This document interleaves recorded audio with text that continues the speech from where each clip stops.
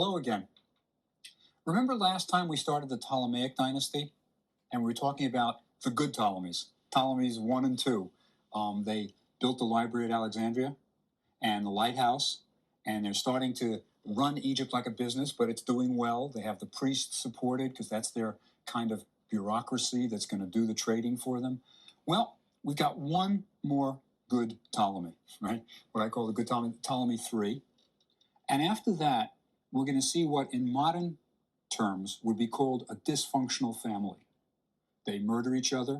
They're constantly poisoning, stabbing, scalding, butchering each other, literally. And we'll see Egypt slip down and down and down into the mud until it's at the point where when a great Ptolemy comes along, Egypt almost can't be saved. But let's start, like my mother always said, emphasize the good. Let's start with Ptolemy 3, the good Ptolemy. He does quite a few nice things.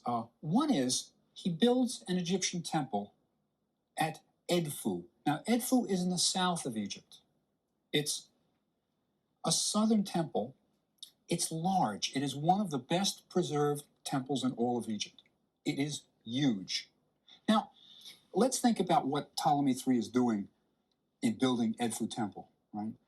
One thing is he's getting along with the Egyptian priests.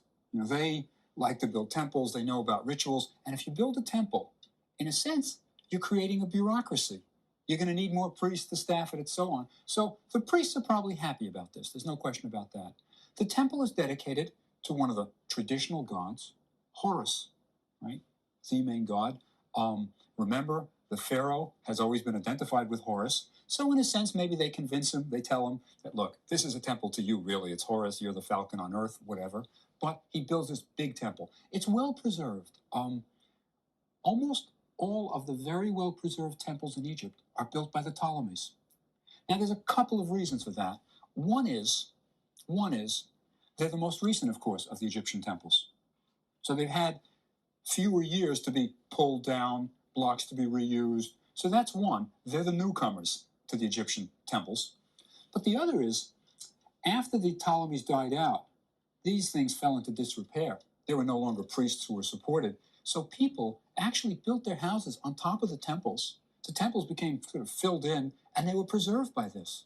So the best temples in Egypt are Ptolemaic ones. But it's dedicated to Horus. Now, on the walls of this temple is the oldest drama in the world. It's a play. And it's sort of what we would call a mystery play. In ancient Egyptian times, not Ptolemaic times, but the times of the pharaohs, the very early times of the pharaohs, perhaps just after Narmer, undoubtedly, the king was the high priest. He was the whole show. And there were myths, of course. We talked about them, the myth of Isis and Osiris. And this pharaoh, high priest, would go throughout Egypt and would have to enact rituals, various ceremonies. And one of them was the triumph of Horus over Seth. Now remember, Seth, also called Set, is the evil brother who has killed Osiris, and Horus is the avenger, right? Well, in one of the myths, it's called the contending of Horus and Seth, right? They're battling each other, they're contentious. In this myth, Osiris is already dead, but Horus, the son of the god, wants his rightful inheritance, right? He's the son of Osiris, who is in a sense the pharaoh of Egypt. He wants his rightful inheritance, the world. He wants to rule over Egypt. Now, evil Seth says, no, I'm the stronger.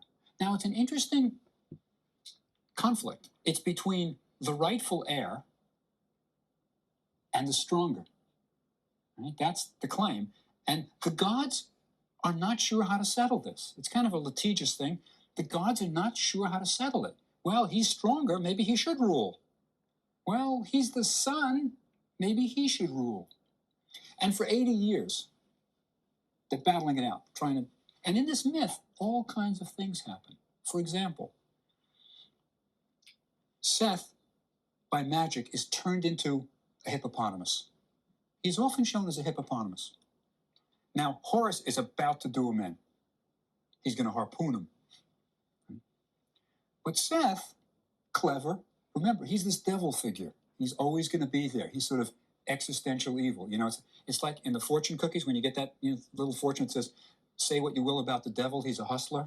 You know, that's Seth, right? He's about to be harpooned. Horus is going to do him in, and he cries out to Isis, sister, save me, right? This is kind of, and remember, Isis is this nurturing goddess. So she can't let her brother die. She saves him, right? He should have been killed, but she saves him, right? And Horus is so angered by this that he, in anger, cuts off his mother's head, cuts off Isis's head. Now, it's a very long myth, which I'm not going to go into in any more detail, but the point is you have these contendings, and the good news is Isis's head is restored. That's okay. But what happens, right, is we get this battle, and in the end, only in the end, after the great battle, is Horus given Egypt to rule. Set, by the way, is given something. It's not just, oh, he's a creep, banish him. No, he's given the desert. Right? Remember, the Egyptians never liked the desert. That was a place where who knows what lived. So Seth is given the desert, Horus is given earth, and goodness triumphs over evil. Now, this is on the walls of Edfu Temple built by Ptolemy III. In ancient days, when I say ancient, again, back to the time of Narmer, the earliest dynasties, the pharaoh would have gone up and down Egypt and enacted the contendings of Horus and Seth, with Pharaoh playing the part of Horus, defeating Seth, and that means Ma'at, divine order, will rule. Right? And each year the Pharaoh would have to do this to make sure that there'd be divine order for the following year. So on the walls of Edfu Temple is this ritual that the Pharaoh would have gone through. And if you read the walls of Edfu Temple, and when I say read it, you don't need the hieroglyphs for this one. There are pictures. You'll see Horus on a little papyrus skiff, a little boat, harpooning, set as a hippo beneath it. So Ptolemy III is putting very traditional stuff on the walls of his temple. Undoubtedly, his priests are advising him, right? So this is one good thing that our last good Ptolemy does. He does Edfu Temple. And on the walls also is another ritual which was enacted for thousands of years before him and was enacted for the next few hundred years.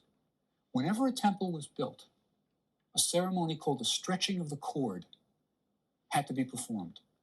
Now this was, in a sense, it's the laying of the foundation stone, and it's not unlike what even modern masons do today when they're doing a foundation. You have these cords stretched out, so you know it's true, it's squared. And on the walls, it shows this ceremony for this very temple.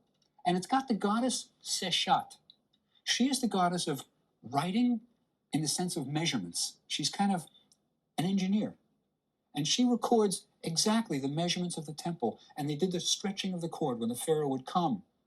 And this is on Edfu Temple. So there's a reaching back to the old history of Egypt, but certainly it's the priests who are telling them what to do. By the way, and we're going to see this in just a few minutes, whenever a temple was built, foundation deposits were laid at the four corners. It was a tradition that goes way back. At the four corners of the temple, once you figure out the dimensions of the temple, you've done your stretching of the cord, at the four corners, you dug a pit. And in that pit, you put clean sand, clean white sand. And in that pit that's now been lined with pure sand, you put little magical objects that would ensure that the temple would be constructed well. So, for example, in foundation deposits, you get little tiny brick molds, like the brick we made the bricks with, little tiny ones.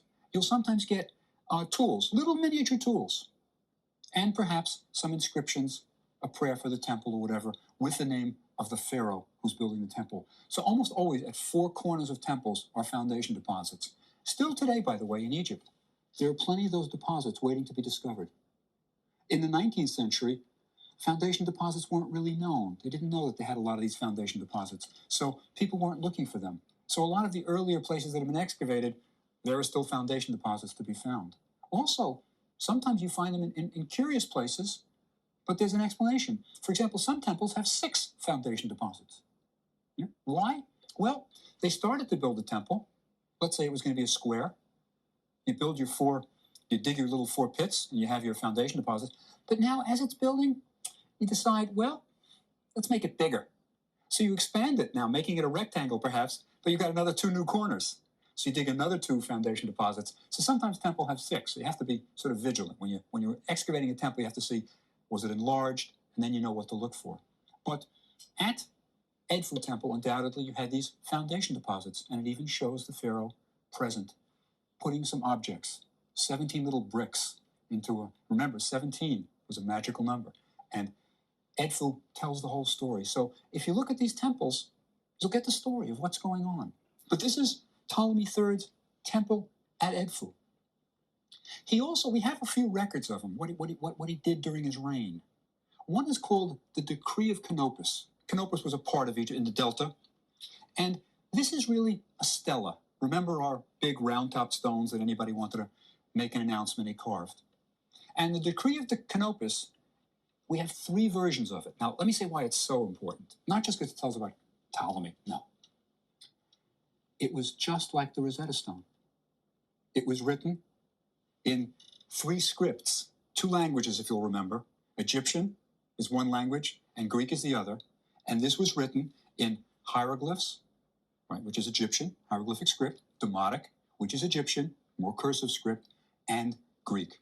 Right? So if the Rosetta Stone hadn't been found, we would have had this, which might have helped us. But it wasn't discovered until much later, 1881. We have a copy of it. But we have 3 different versions. This was important. We had 3 versions of it. Big stone, carved, right? It must have been placed at various temples for everybody to see. What does it tell us? It tells us basically that Ptolemy III was a good administrator, a good person. One thing it says, the Nile didn't rise during one of the years. Now, what that means is famine, because you can't grow crops without water. And if the Nile didn't overflow its banks, the irrigation canals, even if you've dug them, are going to be empty. Ptolemy bought grain at a high price to feed the people, right? So he's viewed as a beneficent king. He's okay. It also says that Ptolemy recaptured the statues of the Egyptian gods that were taken away when the Persians invaded. Now, and that he brought them back and placed them in the temples again. This, of course, would have pleased the priests greatly. Now, the great thing about the ancient world was when you're interested in polytheism, when you believe in many gods, you've got a lot of options. The Persians come in, conquer the Egyptians, and what do? They take back their gods. Maybe they're powerful. So they're stealing their gods, and they kept them because Ptolemy III finds them and brings them back. Kind of nice. And as a result of his good deeds, the priests erect this stela and say, Ptolemy is a wonderful person, and we're going to do something. Ptolemy had a daughter. Her name is Bernike. She died young, right? And what the priests say on this decree is they are going to worship her. They're going to make offerings to her. It's the same as lighting a candle for her. And it's a very interesting way they refer to her. They call her Bernike, Lady of Virgins. Lady of Virgins. It's almost, the Virgin Mary. We're getting things out of Egyptian religion that are going to come to our lives. Let me read a little section of the Decree of Canopus, just so you get a feeling for the language and how it sounds and what the priests say.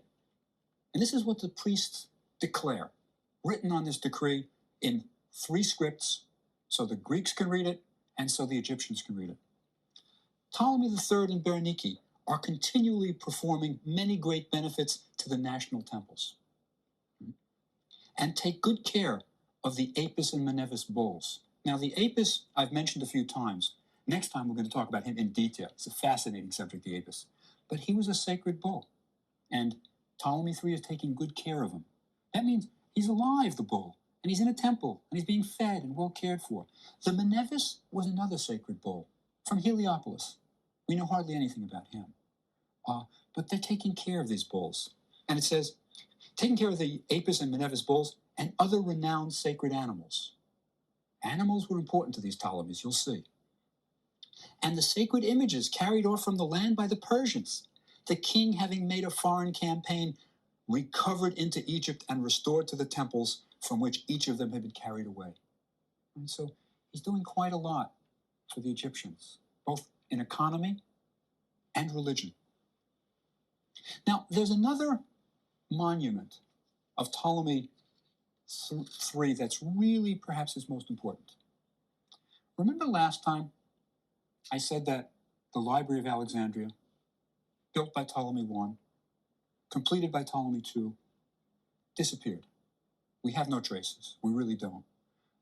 There is, by the way, a library being built today in Alexandria on what they say is near the site of the original one. It's going to be a huge library, and they're hoping to fill it with all the books of the world. It's a wonderful project that the Egyptians are undertaking, and they're hoping to get world support also, and they probably will.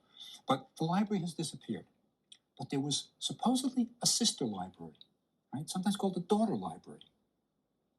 And this may be what is called today the Serapeum of Alexandria. There were two Serapia, right? Two Serapeums.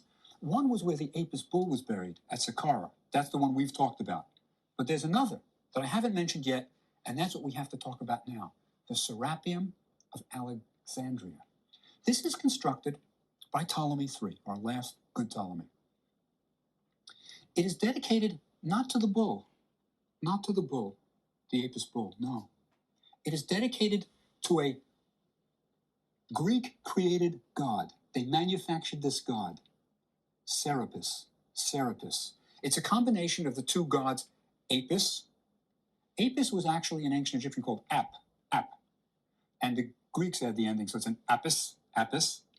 And Osir was Osiris. So Osirapis becomes Serapis. Now, they manufacture them. Why? You've got 300,000 Greeks living in Alexandria.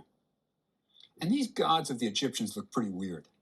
Body of a man, head of an ibis, a woman with the head of a lioness. They look strange. And the Ptolemies are smart people. They want to come up with a god that the Greeks can relate to. Right? So they manufacture one, Serapis. He looks like Zeus, right? He's got a beard, big, long beard, very un-Egyptian for a god. Right? On his head, he's got a basket, which contains produce, right? This is a god who kind of is the bountiful god, making sure that the land of Egypt will produce plenty. Interestingly, by the way, there is a slight Egyptian holdover here, I believe. In ancient Egypt, fertility gods were male. And in a sense, Serapis is a little bit of a fertility god, guaranteeing produce. For example, the major fertility god of ancient Egypt was Min, who is shown as a man with an erect phallus, showing that he will produce. So we have a kind of Egyptianized, very Greek version of a Min here.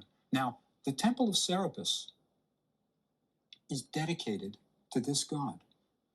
But there is an important connection with the library. It is believed that this temple served a dual function. First, it's to worship the god Serapis. There were shrines where offerings could be made. But also, the architecture of it suggests that this may have housed papyri. This may be the famous daughter or sister library of the big one. The reason we think that is there were two fireplaces inside this temple, and throughout the building, going to various chambers, are pipes, which would bring hot air to the rooms. So it's kind of very early central heating. And many people think that the purpose of bringing hot air to these rooms is to preserve papyri in the moist Alexandria air. You've got to keep it dry or it'll rot. So this may indeed have been what we would call today the annex of the Great Library. Now, there's another interesting sort of coda to this story of the Serapeum. Books were so important to the Ptolemies, so important, that when a ship came into the port, of Alexandria. It was searched for books. And if it had books, they were taken off, they were confiscated, copied by scribes in the library, and then the copies were returned. Right? Ptolemies kept the originals, but they wanted everything. Now, the only library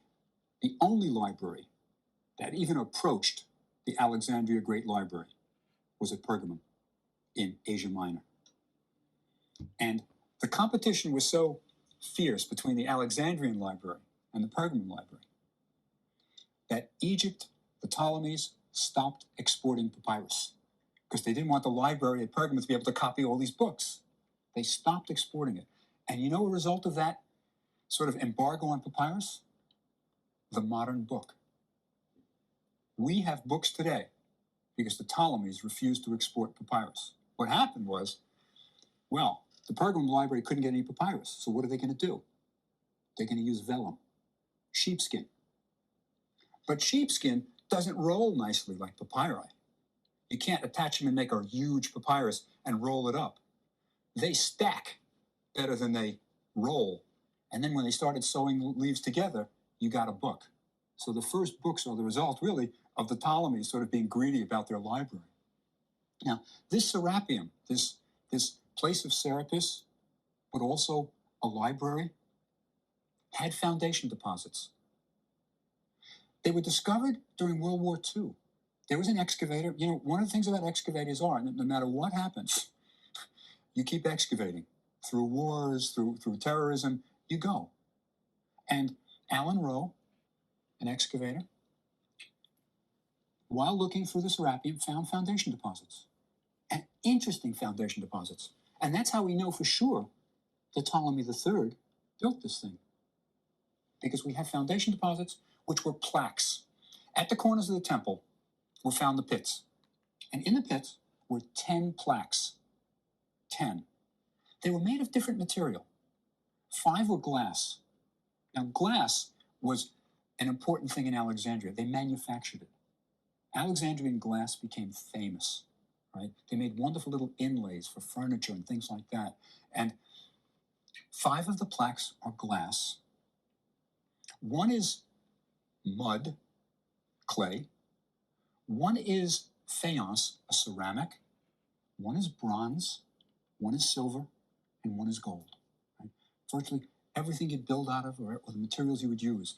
And on the plaques is an inscription saying, and I'll tell you what it says, King of the South and North, heir of the brother gods, chosen of Amun, powerful in life, Ptolemy III, living forever, beloved of Ptah, he made the temple and sacred enclosure walls of Serapis. So we know from these foundation deposits that Ptolemy III built this temple. And later, a few years later, other foundation deposits were found inside the temple in a small shrine. Because you're building a little shrine, dig foundation deposits. And these were for Ptolemy IV. So it shows that Ptolemy IV completed it inside. And there's a very strange thing about these foundation deposits, the ones of Ptolemy IV. They're in code. They say basically the same thing as Ptolemy III's, but they're what we call cryptographic. The Ptolemies got into that, code writing. There are even inscriptions on temple walls that were just in code. It's a simple code, and that's how we can read it. We figured it out. For example, it's like if you used A to represent D, and if you used B to represent E, that kind of thing. That's what they did. Nobody knows why. Maybe the priests are really, hyping it. Hey, this is secret stuff. Only we know it. But anyway, Ptolemy III builds the Serapeum, Decree of Canopus, Temple of Edfu. Good guy, but it's going to go downhill now. This is where we start to get dysfunctional families. And let me tell you why I say this. I mean, it's everybody agrees on this, that these people were really horrible. For example, after Ptolemy III, we get Ptolemy IV, whose other name is Philopator. He's Philopator, lover of his father, right? Loves his father. Right? Nice guy, right? He had his mother poisoned. His brother was scalded to death. He died at the age of 41. All the ancient texts say of excess living, right? And his sister wife, Arsinoe, was soon poisoned after his death. Right? So you've got 3 quick murders in this one family. After him, we got Ptolemy V. Now, he takes the throne as a child, right? And we have a document of his that I think you all know, the Rosetta Stone. The Rosetta Stone, if you remember, the key to deciphering hieroglyphs, was really a thank you note from the priests of Egypt to Ptolemy V. And what this shows is that the Ptolemies at this time, now remember, he takes the throne as a kid. He's not calling his own shots. Somebody's making a decision for him. He's got advisors.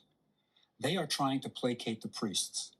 The Ptolemies knew you got to keep the priests on your side because they've got the wealth. So this decree says that Ptolemy freed them from having to make certain trips, freed them from taxes, and it's basically a thank you, and we'll put it up in front of the temple saying, what a great guy Ptolemy V is. But that's, in a sense, while it sounds all very nice that he's helping the priests, it's a sign that he's got to placate the priests. He's getting a little bit, weak. Now we have another Ptolemy, Ptolemy VI, fights a civil war with his brother, right? Followed by Ptolemy VII, who's murdered a year after becoming king. And then we get Ptolemy VIII, who lasts a while, right? Now, Ptolemy VIII has, in a sense, 2 wives. He marries the wife of Ptolemy VI and has a liaison with his niece. And they're both called Cleopatra, so it was really confusing for the people. One was called Cleopatra the sister, and the other was called Cleopatra the wife, right? The sister is Cleopatra II, and Cleopatra the wife is Cleopatra III, right? So they really didn't know what to call him, but he's even shown sometimes with both of his Cleopatras. Now, he had a nickname, right? Physicon, fatty, right? He was so obese that people called him fatty, right? They hated him. He was such a rotten guy. They revolted, and he had to flee to Cyprus. Right? And his wife, Cleopatra II, is ruling in his absence, and he got annoyed that his wife is ruling in his absence. I mean, he was forced to flee. And he has their child, Memphites, right, his son, his own son, dismembered, killed, dismembered, and sends the pieces of his son to his wife as a birthday present, right? Nice guy. He eventually returned to Egypt, right? But he left 2 children as his heirs, Ptolemy IX and Ptolemy X. He also begins building a temple, right? Strange temple, Komombo. Sometimes I think, Physicon was so bad, this guy, this bad Ptolemy, dismembering his own child. It is interesting that the temple he builds is dedicated to the crocodile god, Sobek, right? It's called Komombo. It's again in the south. It's an unusual temple, by the way. Many tourists don't realize it, but it's a double temple. It's almost like twin temples conjoined. One is dedicated to a version of Horus, but the other is to Sobek, the crocodile god. And, this may be my just reading into it, but I get kind of bad vibes from the temple. I'll tell you why. When you go there, there are deep wells, very deep, and often they're viewed as sacred pools. This is where sacred crocodiles were kept. And we have some records that the crocodiles even were bejeweled. They put jewels on these crocodiles, because they were like gods. As you'll see, the Ptolemies are very much into these animals. But anyway, he begins Komombo Temple. And eventually Ptolemy IX rules. He starts the temple at Dendera, the Hathor Temple, a very important temple. So they're building temples, at least. He is accused of plotting to kill his own mother, and he flees to Cyprus. So then you get Ptolemy X. And he was so obese, Ptolemy X, that the historians tell us he couldn't walk on his own, that people had to lift him up and hold him up as he walked. Another Ptolemy. Ptolemy XI? Well, it's a sad story. Marries his older aunt, disliked her, right? Disliked her, murdered her a couple of weeks after the wedding, right? And the people were so incensed that they lynched him, right, after 19 days. Right?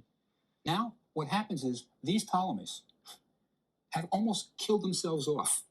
They are murdering each other so much that at the end of this Ptolemy's reign, there's virtually no legitimate heir. There's a kind of power vacuum. But we'll see next time that the man who fills the power vacuum is going to be Cleopatra's father. We'll do that next time.